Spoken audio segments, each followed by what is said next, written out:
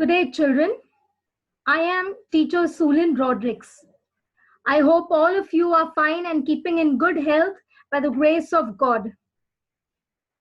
I will be teaching standard 8th, 9th and 10th grammar based on vocabulary building. The topics that I will be covering today are acrostics, anagrams, compound words, collocations, homographs and homophones, word chain, word register and word web, and participles. Before we begin, you will need to keep a pen and your 200 pages grammar book ready. You will write grammar in this book that you were asked to maintain. You will also prepare an index in your book mentioning these topics. You will write each topic on a new page. Finally, write down everything that you see in this video. We will now begin with our grammar lessons. The first topic that we will be covering is acrostics. What is an acrostic? An acrostic is a text comprising of words or a short sentence in which the first letter of the text spells out a word, a name, a message, or a quotation. Examples of an acrostic are given here. Take, for example, the word fruit. Every letter of this word is used to form a new word. Like we have taken the letter F and we've written fleshy. We've taken the next letter R and the word is refreshing that we've made out of this letter.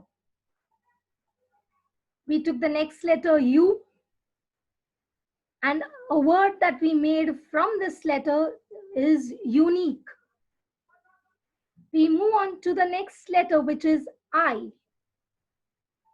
And the word that we formed using this letter is impeccable.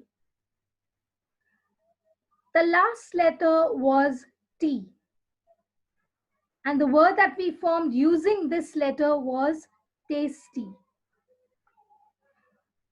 In a similar manner, let's do the other example. That is candy. We took the first letter and the new word that we formed using this letter was chewy. We took the next letter A and the word that we formed using this letter was awesome. We took the next letter N and the word that we formed was nice. The next letter in this word is D. And the word that we formed using D is delicious. The last letter in this word was Y. And the word that we formed using Y was yummy. So this is how you form acrostics. Now, how do you write an acrostic? Think of a word that describes a person, place, idea, or thing. Write down that word. Then put down each letter of that word on different lines. Think of a word related to that particular poem or text or word, where the starting letter of that word or text has to be written down on the lines. Once you have written down all the letters on different lines, the next thing that you would do is think of words that you would form using those letters. In other words, you write down the words on the lines of those letters. This is how you frame an acrostic. Now, for your assignment, what you would do is form acrostics using the words hope, gift, and life. We move on to the next topic. That is anagram. What is an anagram? An anagram is a kind of word play where a new word or phrase is formed by rearranging all the letters of the original word or phrase. The original word or phrase is called the subject of the anagram. So what we do is take this original word or phrase, that is the subject, and we rearrange all the letters that form this word and use them to form another word which has a totally different meaning. Examples are given here. Like, for example, we have taken the word silent. Using all the letters that form this word, we have formed another word, listen. Or the next example, selves. Using all the letters that were used to form the word selves, we have formed a new word, vessel. Look at the word ladies. Using all the letters that went on to make up the word ladies, we have formed a new word, ideals. This is how an anagram is constructed. The exercise that you have for this topic is you need to write down anagrams for the following words: sleet, earth, agree, corals, nearest, and setting.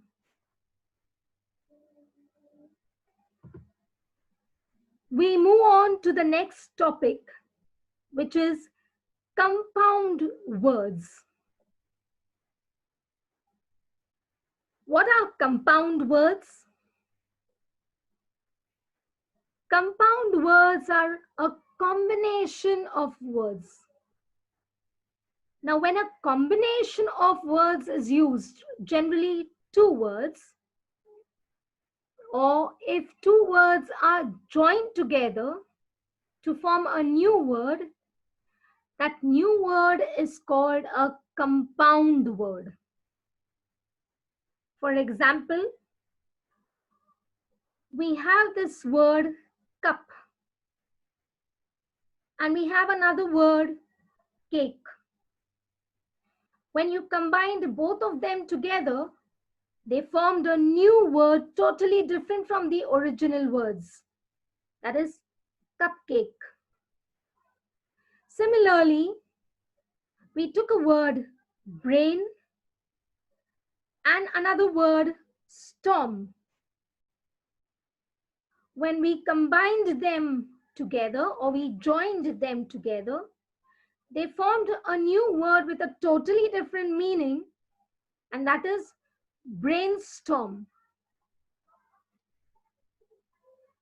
And then we took another word, out, and another word, law.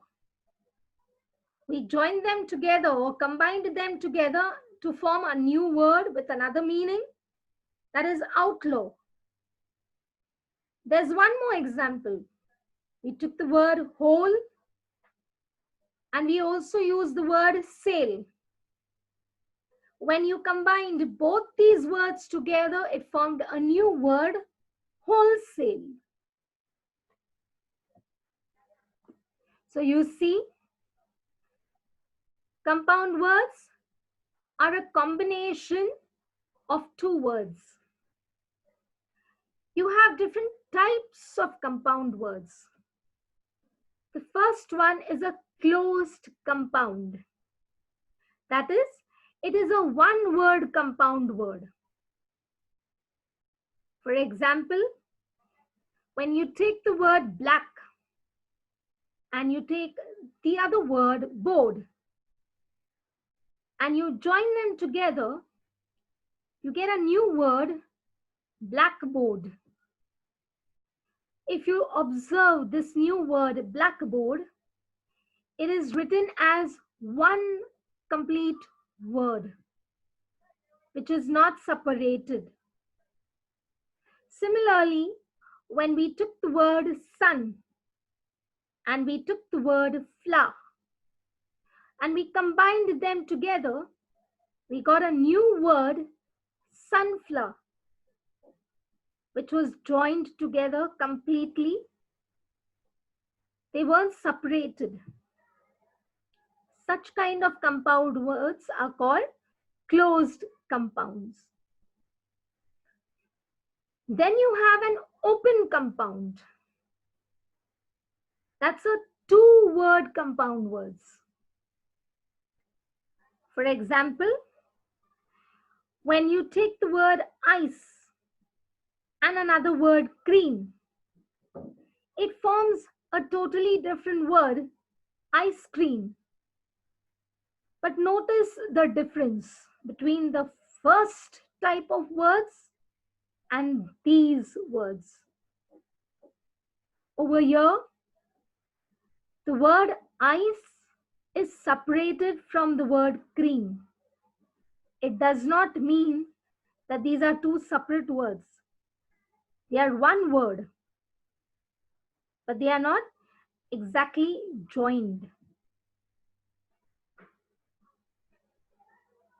Similarly, when you take the word report and you take another word card and you join them together, they form a new word, report card. But that word is not joined in the middle. They are separated from each other. So such kind of compound words are called open compound. And they are made up of two words. The third type of compound word is the hyphenated compound. It has a hyphen in the middle. For example, when you take the word well and you take another word, being, and you combine them together, they form the word well-being, which is a hyphenated word. It has a hyphen in the middle. Similarly, when you take the word merry and another word go and the third word round and you combine them together, they form a new word, merry-go-round. If you look at this new word, it too is a hyphenated word. That is, it has hyphens in between. So these are examples of hyphenated compounds. So what we've seen is different kinds of compound words. Now for your assignment, what you will do is give 3 examples of each type of compound word. That is, you will give 3 examples of a closed compound, 3 examples of an open compound, and 3 examples of a hyphenated compound. We move on to the next topic, which is collocations. Now, what are collocations? Collocations are words that are used together or that usually go together. They are used in everyday language as a form of expression. For example, the dress I bought was a little expensive. A little expensive is a collocation. It's a form of expression, which means it was quite expensive. Take the next example. I have a very demanding job. Demanding job is a collocation. It means a job that requires a lot of hard work or effort or time. But instead of saying, I have a job that requires a lot of effort or time or it involves a lot of hard work, we express it colloquially using demanding job. Take the next example. I try to keep in touch with my friends even now. The collocation keep in touch means stay connected with. Take the next example. She is one of my closest friends. Closest friends means good friends. But in order to express ourselves in a better manner, we use the term closest friends. These are all examples of collocations. Note, almost any of the parts of speech can be used together to form collocations. You could have an adjective and a noun combination. For example, a great achievement. Here, great is an adjective and achievement is a noun. Or the collocation a long journey. Long is an adjective while journey is a noun. You could form adverbs and adjectives together as colloquial words. For example, terribly cold, where terribly is an adverb and cold is an adjective. Or take, for example, the collocation extremely important. Extremely is an adverb and important is an adjective. So you could use adverbs and adjectives to form collocations. Collocations can also be formed using a noun-noun combination. Like, for example, a pile of clothes, where a pile is a noun and clothes also is a noun. Or take, for example, the collocation market trends, where market also is a noun and trends, which means fashion, is also a noun. You could have another kind of collocation or another kind of combination to form collocations using verbs and nouns. Like, for example, to build trust. Here, to build is a verb, while trust is a noun. Or take, for example, the expression to meet deadlines. Here, to meet is a verb, while deadlines is a noun. There are many other kind of combinations that can be used to form collocations.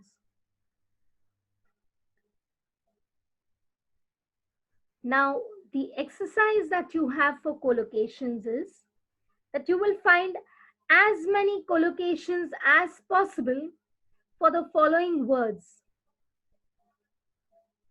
totally, take, beautiful, and remember, time, and finally, sadly.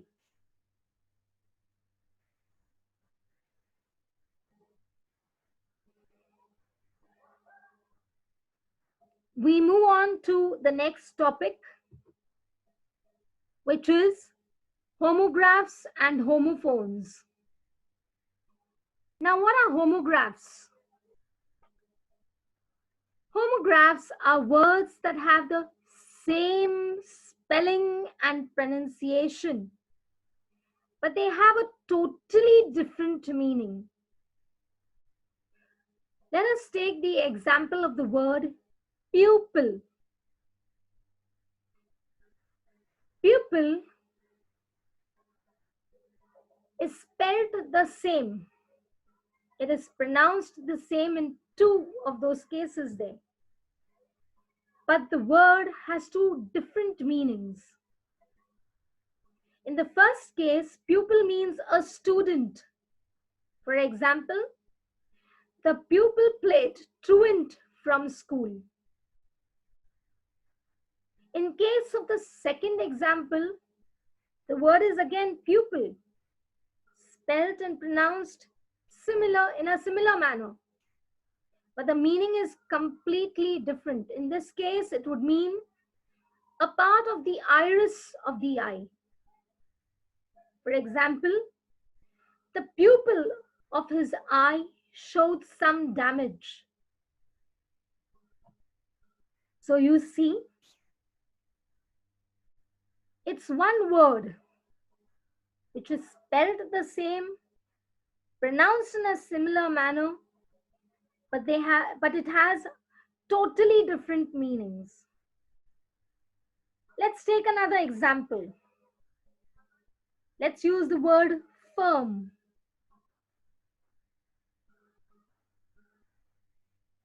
The word firm has two meanings.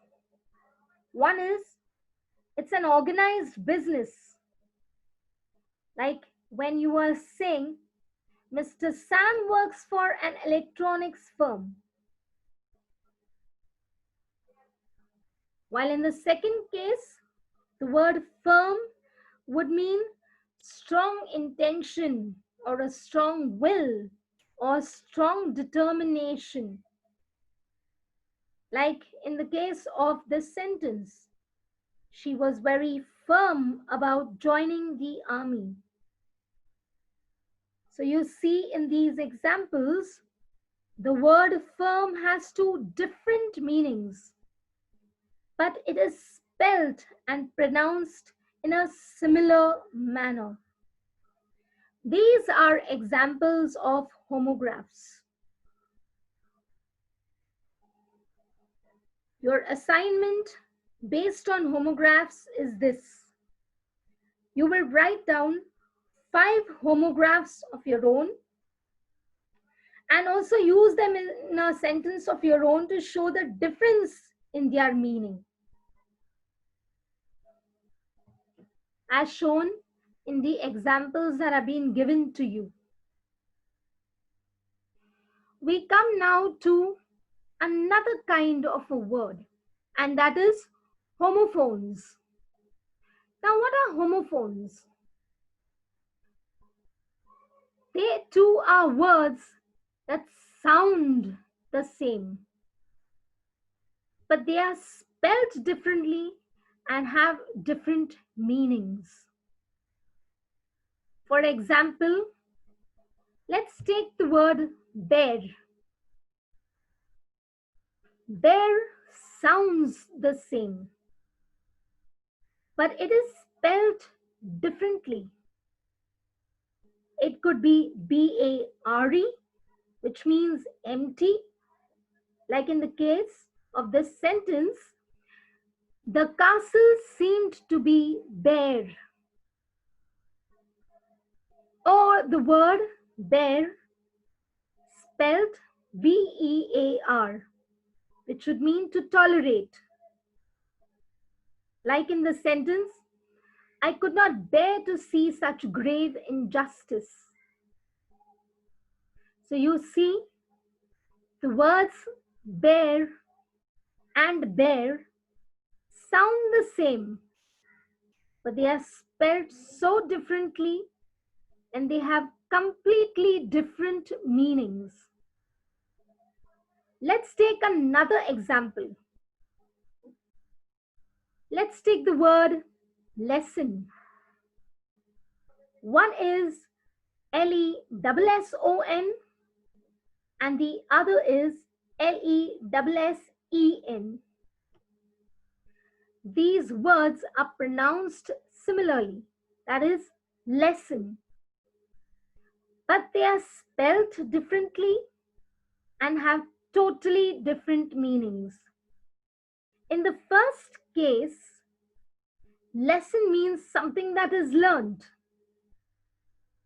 Like in the example, the pupils learned their lesson very well.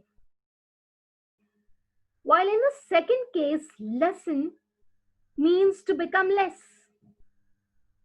Like in the sentence, his pain will lessen as time goes by. So you see, the word lesson is pronounced in a similar manner, but it is spelled differently and has totally different meanings. Now your assignment based on homophones is this. You will write down 5 homophones of your own and you will use them in a sentence of your own to show the difference in their meaning.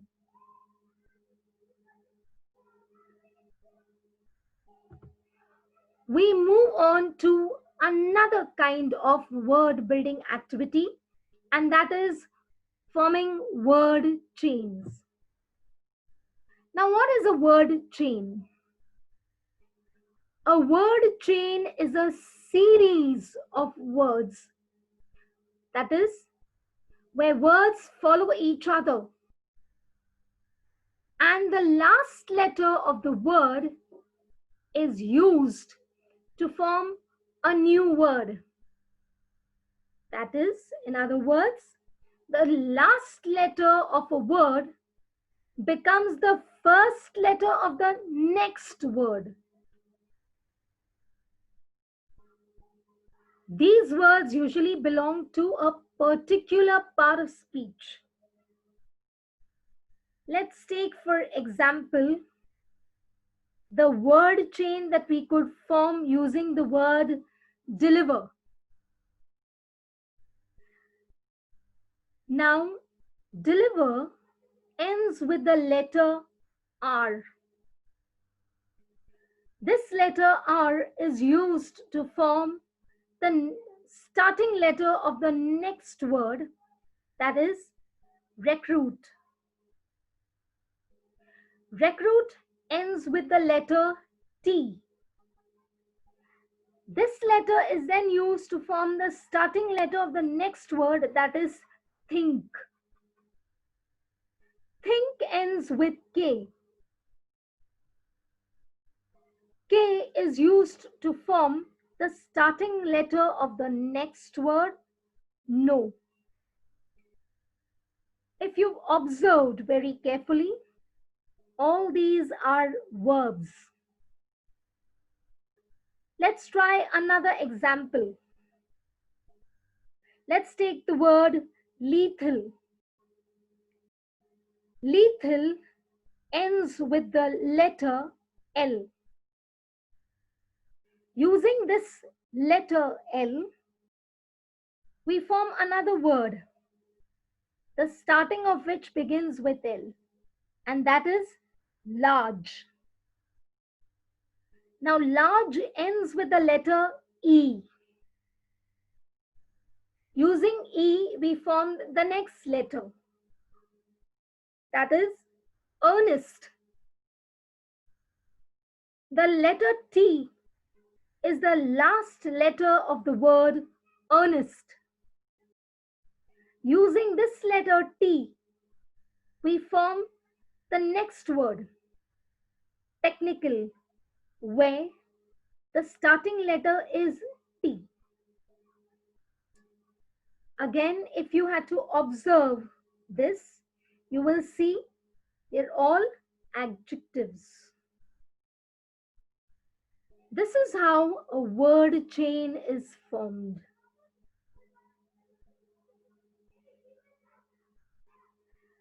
Now, this is how word chains could be formed, or the different kinds of word chains.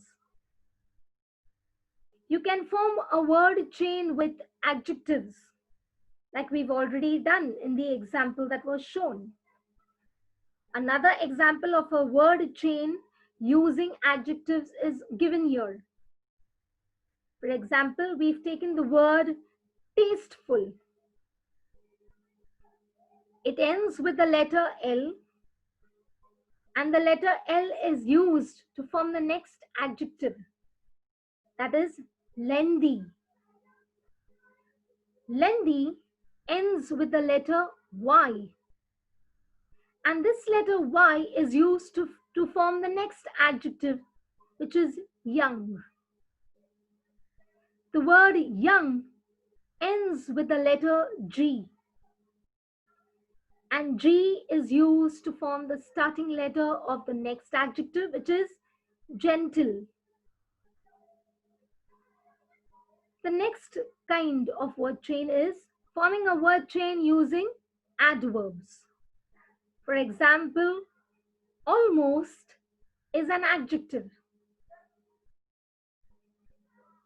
Almost ends with the letter T. This letter T is then used to form the starting letter of the next word or the next adverb, tomorrow. Now, this adverb tomorrow ends with the letter W. W is used to form the next adverb, that is wisely. Wisely ends with the letter Y. Y is used to form the starting letter of the next adverb, that is yesterday. You can form word chains using abstract nouns. For example, education. The noun education ends with the letter N. We use this letter N to form another abstract noun, and that is need.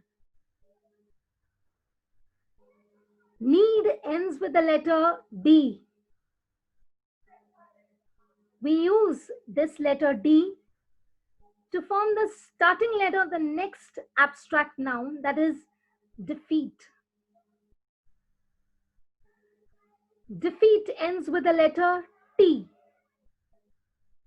We use this letter T to form the next abstract noun, that is talent. You could also form word chains using verbs, like we've already done. But in the case of verbs, you should make note of this rule. You can only use the root word. For example, complete. The verb complete ends with the letter E. We use this letter E to form the next word, that is encourage. Now, encourage once again ends with the letter E. We use this letter E to form the next word, that is extend.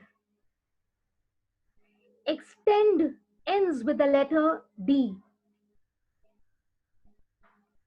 We use this letter D to form the starting letter of the next verb, that is discover.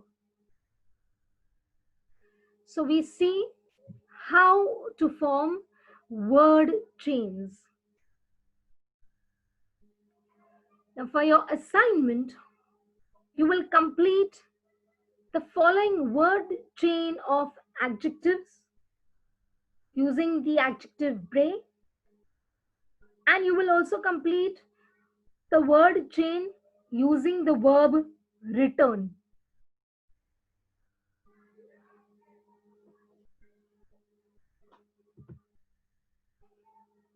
We move on to the next topic in word building, that is word register and word web. Now, what is a word register? A word register is a group of words that are connected in some way to a particular topic. For example, if we take the word nature, now words that could be connected to nature are flora, fauna, rivers, trees, mountains, birds, human beings, wildlife, environment. There are so many words. Similarly, if you take the word school, now words that are connected to school are students, teachers, classrooms, benches, playground, blackboard, books, and so many other words. This is called a word register.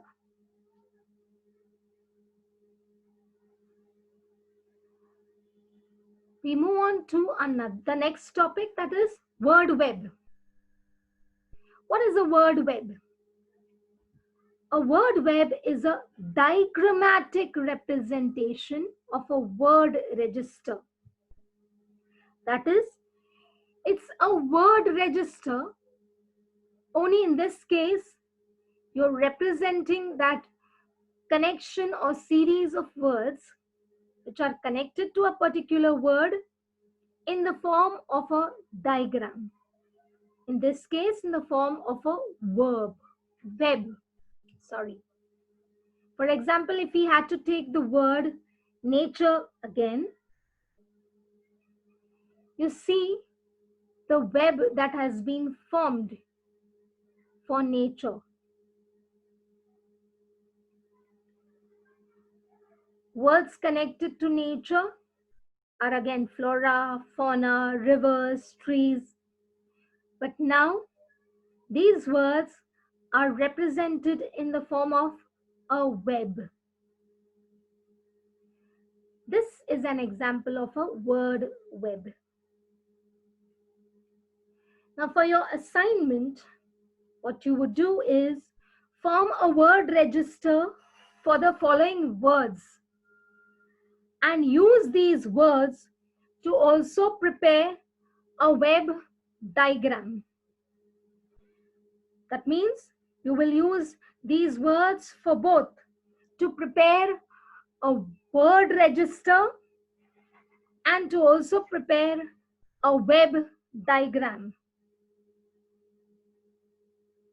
The words that you will use are student, trees, friend, and railway station.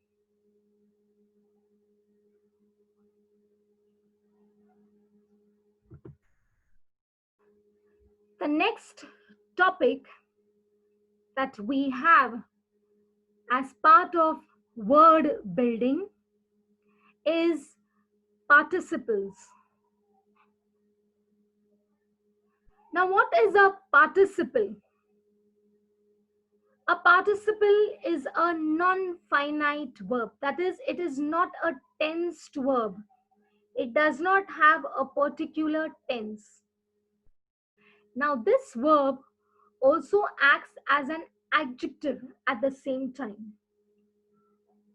Therefore, participles are also called verbal adjectives because they do the work of an action and they also are describing words. Examples of participles, which are of two types, are past participles or ed participles and present participles or ing participles. For example, completed and danced. These verbs are non-finite verbs. That is, they are past participles or ed participles. Now, there are some past participles or ed participles where the last letter of the root word is doubled before adding ed. For example, jog, which is the root word. The last letter of jog is G. This letter is doubled before you adding ed.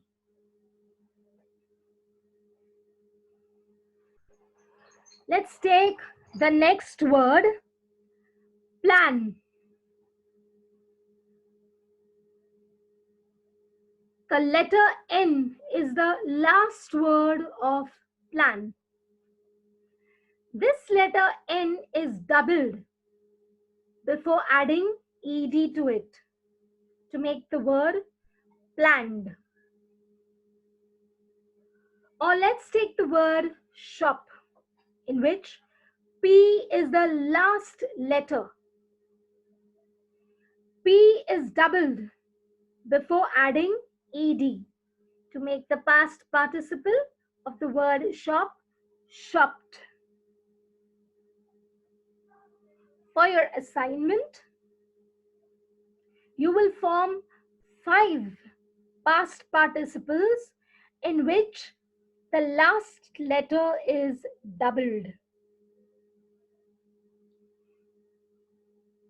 We move on to present participles or ing participles, examples of which are completing and dancing. There are present participles where the last letter of the root word is doubled before adding ing. For example, jog. Now the last letter of jog is again G. It is doubled before adding ing to it to form the present participle of jog, that is jogging. Similarly, in the word plan, the last letter is N. This letter N has been doubled before adding ing to form the present participle of the word plan, that is planning. Let's look at the next example, which is shop. The last letter of the word shop is shopping. Is P. The last letter of the word shop is P.